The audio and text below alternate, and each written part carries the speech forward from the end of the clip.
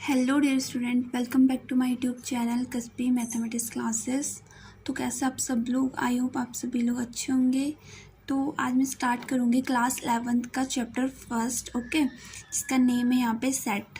तो चलिए, video start करने से पहले मेरे चैनल को लाइक, शेयर एंड सब्सक्राइब कर दीजिए। तो चलिए करते हैं इसके क्वेश्चन स्टार्ट। सबसे पहले करेंगे हम इसका इंट्रोडक्शन पार्ट, ओके। तो चलिए करते हैं स्टार्ट। तो सबसे पहले स्टार्ट करने से पहले देख लेते हैं कि सेट होता क्या है। जो सेट की डेफिनेशन होती है सेट्स की, तो इसको हिंदी में क्या बोलते हैं यहाँ पे, समुच्चय, ठीक है। तो इसकी डेफिनेशन होती है, सबसे पहले मैं डेफिनेशन लिख देती हूँ फिर मैं समझाती हूँ आपको। तो डेफिनेशन होती है इसकी, वस्तुओं के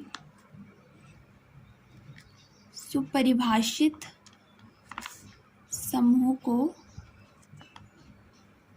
सेट कहते हैं, ठीक है, सेट कहते हैं। तो अब देखिए इसका मीनिंग क्या है। यहाँ पे जो थिंग्स होती है उनका जो एक वेल डिफाइंड ग्रुप होगा कोई, तो मतलब वो ग्रुप मैथ्स के अकॉर्डिंग क्या है तो कुछ भी हो सकता है। जैसे एग्जांपल से समझेंगे आप, जैसे फर्स्ट मैं बता देती हूँ आपको कि जो सेट होता है उसको क्या करते हैं, कैपिटल नंबर से डिनोट करते हैं, जैसे ABCD कुछ भी। एंड जो उसके अंदर जो एलिमेंट होते हैं तो उसको डिनोट करते हैं स्मॉल लेटर से, जो ये हो गए। एंड जो सेट को डिनोट करते हैं तो ये वाला ब्रैकेट होता है जिसको मिडिल ब्रैकेट के नाम से जाना जाता है, ठीक है।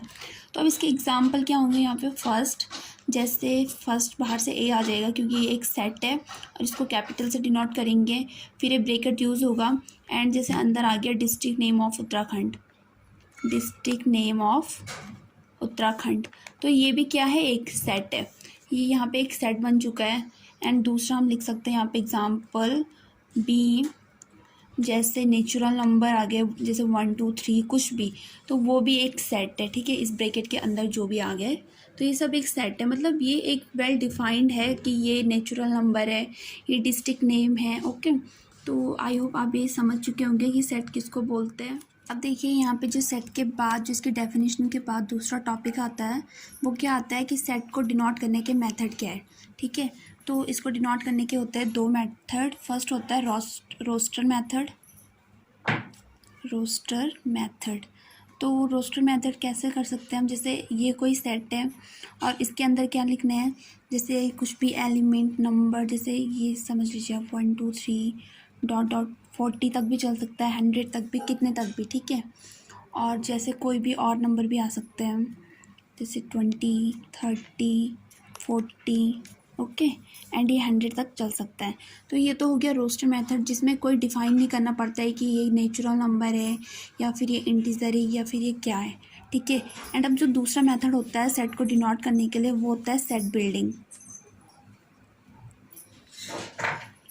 बिल्डिंग मेथड, जिसको हिंदी में बोलते हैं समुच्चय निर्माण विधि, ओके। तो सेट बिल्डिंग मेथड में क्या होता है, फॉर एग्जांपल इसमें हमको डिनोट करना पड़ेगा कि जो भी हमने एलिमेंट लिखा है वो क्या है।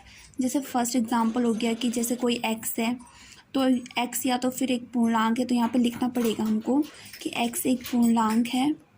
एंड जो ये एक्स है तो ये क्या है, 5 से बड़ा है और जैसे 10 से छोटा, तो ये एक सेट हो गया, ठीक है। ये भी एक कंप्लीट सेट बन चुका है यहाँ पे सेट बिल्डिंग मेथड में।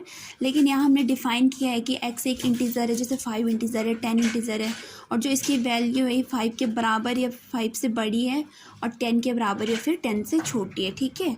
तो ये दो मेथड हो गए सेट को डिनोट करने के लिए। देखिए सेट को डिनोट करने के दो मेथड हमने पढ़ चुके हैं, जैसे एक होता है रोस्टर मेथड, एक होता है सेट बिल्डिंग मेथड, ठीक है। तो डिफरेंस बस इतना होता है कि सेट रोस्टर मेथड में हमको डिफाइन करने की ज़रूरत नहीं होती है कि एक इंटीजर है या फिर नेचुरल नंबर है या फिर कुछ भी। लेकिन सेट बिल्डिंग मेथड में हमको डिनोट करना पड़ता है कि ये एक पूर्णांक है या फिर परिमेय संख्या है, जिसको रैशनल नंबर बोलते हैं, ओके। तो अब इसके बाद देखते हैं दूसरा, जो ये n होता है, जो सेट यहाँ पे आने वाला है, तो n मीन्स होता है सेट ऑफ नेचुरल नंबर, ये हो जाएगा set of natural number. And z हो जाएगा set of integer, and q हो जाएगा यहाँ पे set of rational number, okay,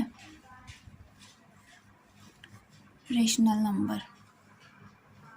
fourth क्या हो जाएगा यहाँ पे, क्यू के बाद आर, जिसमें हो जाएगा सेट ऑफ रियल नंबर, जिसको बोलते हैं वास्तविक संख्याओं का समुच्चय। तो फर्स्ट हो गया जैसे प्राकृतिक संख्याओं का समुच्चय, सेकंड हो गया यहाँ पे पूर्णांक का समुच्चय, एंड थर्ड हो गया यहाँ पे क्यों परिमेय संख्याओं का समुच्चय, एंड फोर्थ हो गया यहाँ पे वास्तविक संख्याओं का समुच्चय। ठीक है, तो ये पॉजिटिव भी हो सकता है, नेगेटिव भी हो सकता है, तो उसके अकॉर्डिंग फिर ये बन जाएगा। ओके, तो अब पढ़ाती हूँ मैं आपको टाइप्स ऑफ सेट की, कितने टाइप्स के सेट होते हैं। तो यहाँ पे बहुत टाइप्स के सेट होते हैं जो कि मैं आपको धीरे धीरे बताऊँगी। तो फर्स्ट सेट पढ़ लेते हैं हम, जो कि बहुत ही ईजी है यहाँ पे, उसका नाम है एम्प्टी सेट। ठीक है, जिसको हिंदी में बोलते हैं रिक्त समुच्चय।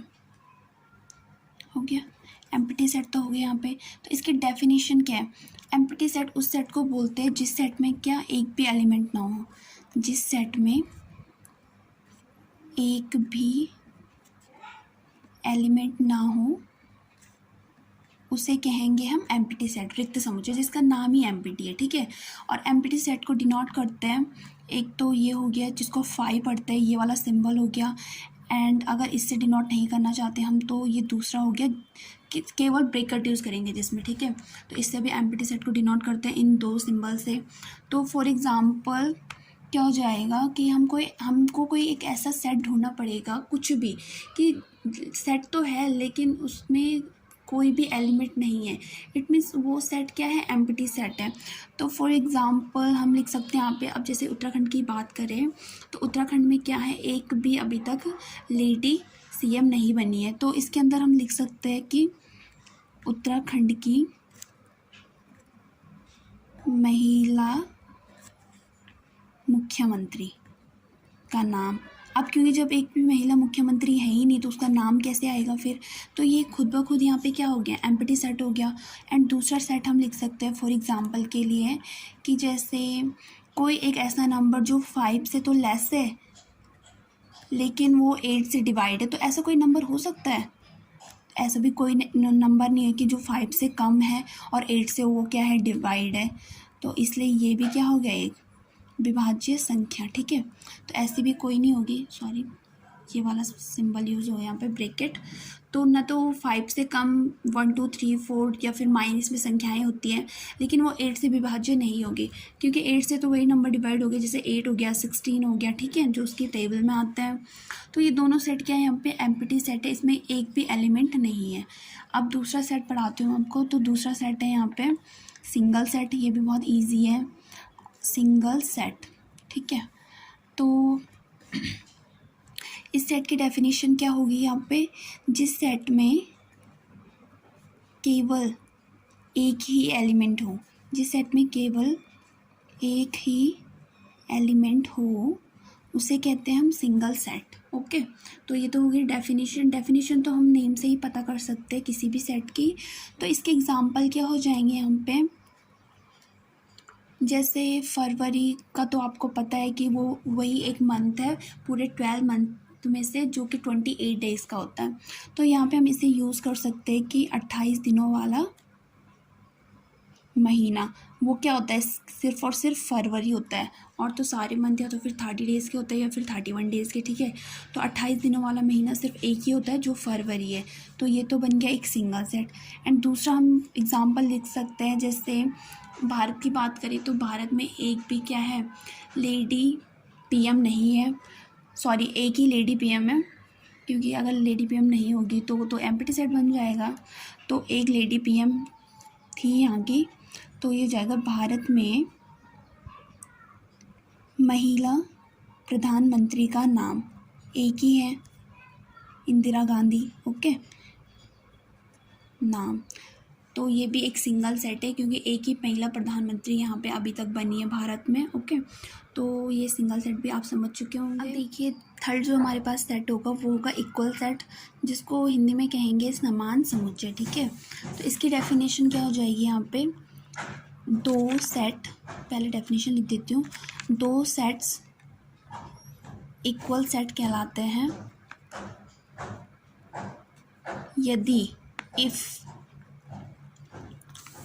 दोनों के क्या एलिमेंट समान हो, दोनों के एलिमेंट इट मीन्स अवयव समान हो, इक्वल सेट कहलाते हैं। तो अब देखिए यहाँ पे इसका मतलब क्या है कि सपोज दैट हमारे पास है, फॉर एग्जांपल हमारे पास दो सेट है ए और बी, ठीक है। ए में एलिमेंट है, सॉरी ब्रैकेट हमको अच्छे से बनाना है। ए में एलिमेंट है जैसे 1 2 5 8, ठीक है। एंड बी में एलिमेंट है 1 5 8 2। तो अब आप देखिए इसमें भी 1 2 5 8 है और इसमें 1 5 8 2 है। एलिमेंट तो सेम है, सिर्फ इनका क्या है, नंबर चेंज हुआ। जैसे 2 यहाँ पे सेकंड पे आया है तो यहाँ दूसरे सेट में 2 क्या है, फोर्थ नंबर पे आ गया है। तो हमको इसका नंबर से कोई फ़र्क नहीं पड़ना चाहिए कि वो फर्स्ट नंबर पे यूज़ हुआ है तो सेकंड वाले में थर्ड नंबर पे यूज़ हुआ है। ओके, हमें मतलब है सिर्फ इससे कि इसमें भी 1 2 5 8 है और इसमें भी वही एलिमेंट सेम एज यूज़ हुए।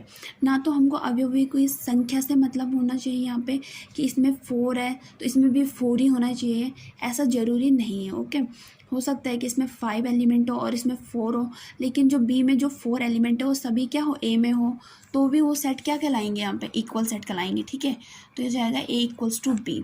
अगर दोनों सेटों में क्या है, दोनों सेट में एलिमेंट समान है, जैसे इसमें 1 2 5 8 है और इसमें भी 1 5 8 2 है, तो दोनों सेट इक्वल सेट कहलाएंगे क्योंकि दोनों में जो एलिमेंट है वो क्या है, इक्वल है। ओके, तो आई होप आप इतना समझ चुके होंगे। अभी तो सेट तो बहुत है, तो इसका पार्ट सेकंड दूंगी मैं आपको नेक्स्ट वीडियो में। ओके, सो प्लीज़ गाइस मेरे चैनल को सब्सक्राइब कीजिए एंड सपोर्ट कीजिए ताकि मैं आपको और अच्छे से पढ़ा सकूं।